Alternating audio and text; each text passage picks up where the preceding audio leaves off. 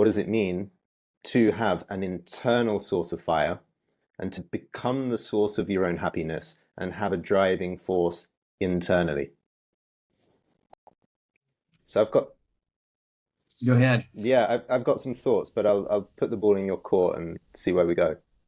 Yeah, I mean, you came up with four different topics that I detected in your preface there. This one about the internal source of energetic flow. That is, like you said, we've been poking at that for over 20 years. How do we find that within ourselves in this broken world, broken spirit? You know, nobody teaches us how to do life, type of thing. And I don't want to repeat myself because I say these things over and over and over again. But maybe it's only one thing we were really saying. I kind of think it's like one thing we're trying to say, just different pieces of it.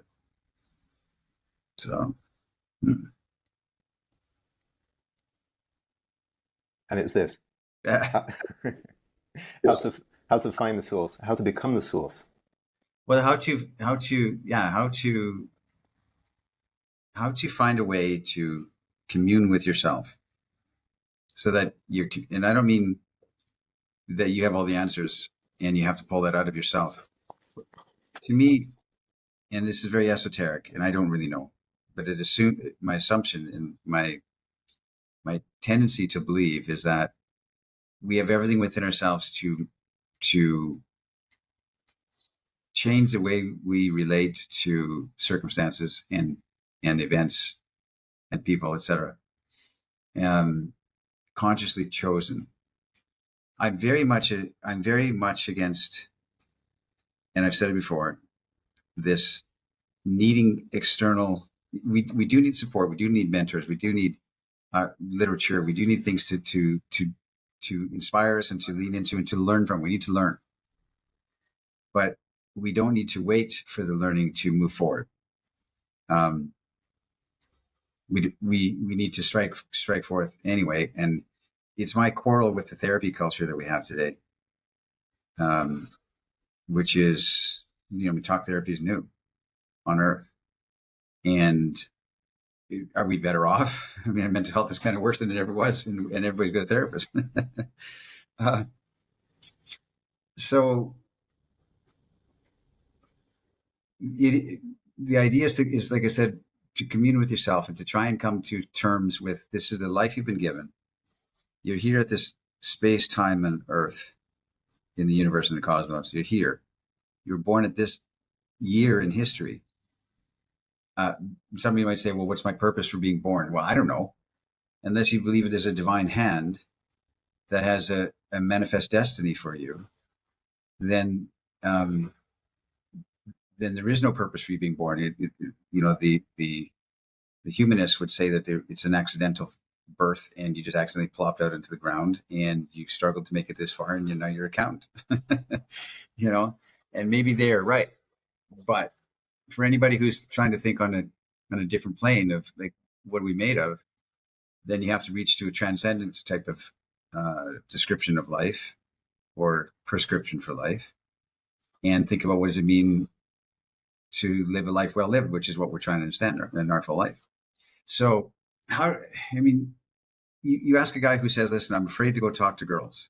I'm confident in other things. I have approach anxiety. Another guy says, I get tongue tied. I don't know what to say. Another guy says, I don't believe I'm good enough. I'm struggling with my height all my life, and it's been a detriment to me, and it makes me feel unlovable. All of these things are the same thing, which is our inability to come to terms with the fact that we are here on this earth for now. We're born now, and everybody else around us is born now and trying to figure it out just like we are. Everyone's trying to find a path forward. And I don't even know what I'm saying, because the fundamental question is, how do I get over all those limiting beliefs and get confidence realistically? Guys would pay thousands and thousands of dollars to get confidence instilled in them boom, they can stand on this earth. They have, a certain set of eyes that they look at the world with. It's all the same thing. It's all the aspects of everything we've been talking about with the Ars Amrata philosophy. It's aspects of that. It's all the practical application of the things you're trying to teach in your coaching and your mentoring. The things I'm trying to teach in my coaching and mentoring. It's the practical application of how we turn that corner and we get that sense of confidence, which doesn't come from necessarily a knowledge base, but it comes from the knowledge that we are sincerely trying, and we can forgive ourselves everything. So it's a big question, and I can walk around it all day. I think I sense the crux in what you said was to commune with oneself, or to have a period of time in which you commune with yourself. So, Wow.